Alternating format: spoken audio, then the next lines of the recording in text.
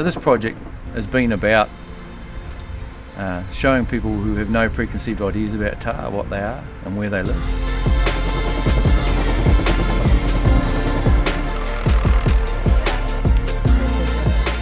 I'm Josh Sutherland. I've just finished my PE degree down at Otago University. And I'm Sophie Henderson. I'm a wedding photographer. I'm Eden Ronald and I'm studying to be a health teacher. I'm Snow Hewitson. I'm chairman of the New Zealand Tahr Foundation. My name's Simon and I'm a photographer.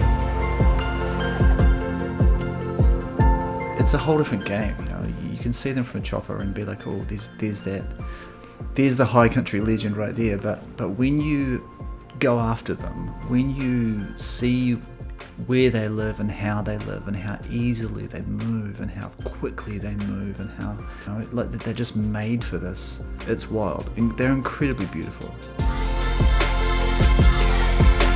The biggest ones will be the ones that move between the mobs, are the ones that do the breeding. So yeah, we've just got in here this afternoon and we've just had coffee and a bit of lunch, and the sun's sort of going down, so we're going to head up this creek and just look back up here because we've seen some bulls up here earlier.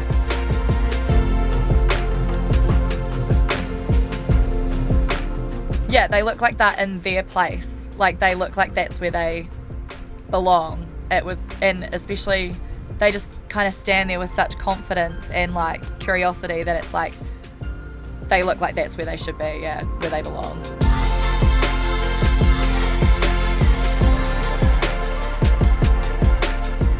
Yeah, their agility, and I really like the young ones.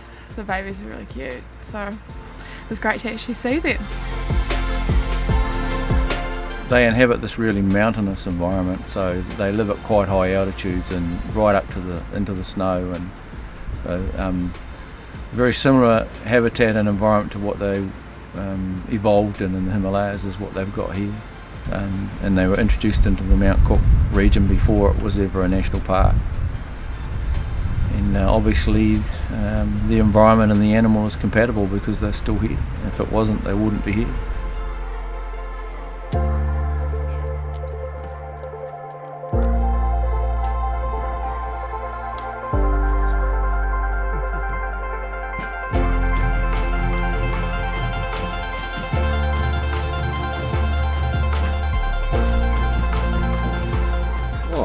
No. Have I not heard about eating Tahr? Whoa. I mean, we talked hours and hours last night about this, and I was just so surprised. There's just so much to talk about. But it seems as though Doc wants to come in and eradicate the species, which isn't actually doing too much harm to the environment, and it doesn't seem like they want to meet in the middle with the hunters.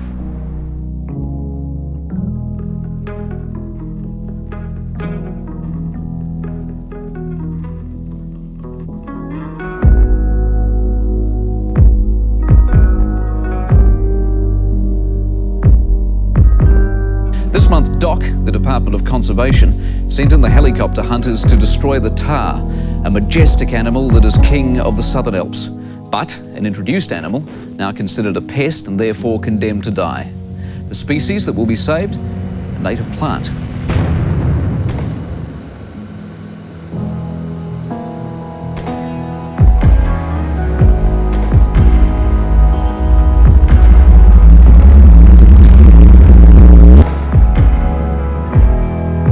The best Tahr is a dead Tahr. We'd like to see the numbers brought down and then work at shrinking their range with a goal of extermination.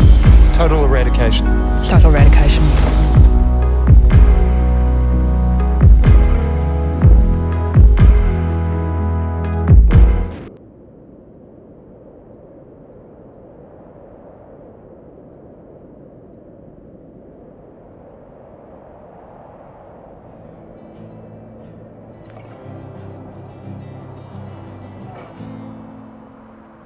Yeah, if I was here and I saw that Doc were coming in with the choppers, shooting these things off the mountains, letting them rot to death, it just seems immoral.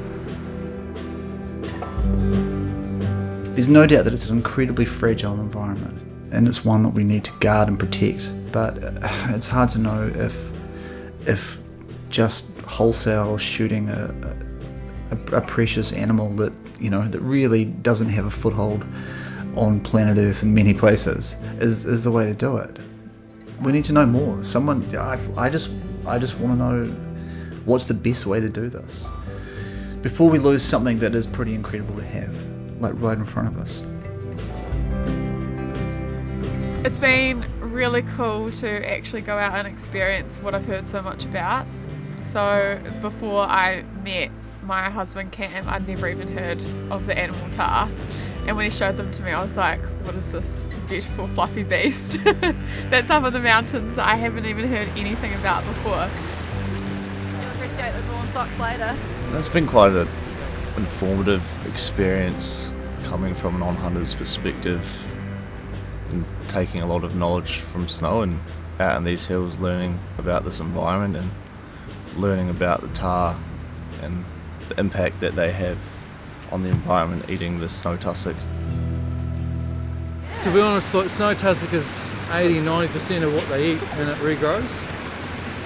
So there's not much of an issue there. Yeah, Well, it's like they just want like it's a grass that'll regrow, but if you got too many of them, they'll hit it too hard, So it's a balance of how many. It's really important right now to raise people's awareness of these animals and show them what we have, show them what we're in danger of losing. We're in danger of losing something really unique. And this whole experience these guys have had here, people need to be able to come and do this stuff to understand it, and I would hate to see future generations of Kiwis not be able to do that.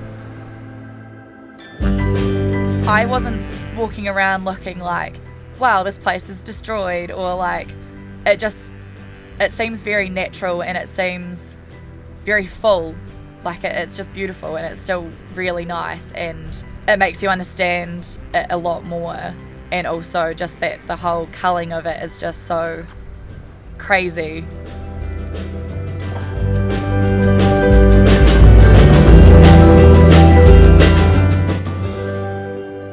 Came around the corner of the ridge, and it's just like we just covered dead ground, and they were just still miles away. Just come over the top of the ridge and they're right there.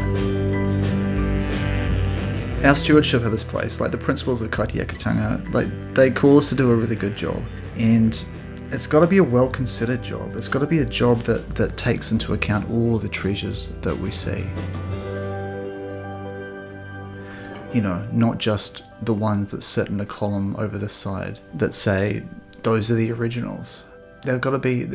We've got to consider the things that we're taking care of, not just for Aotearoa, but the things that we're taking care of for all the world.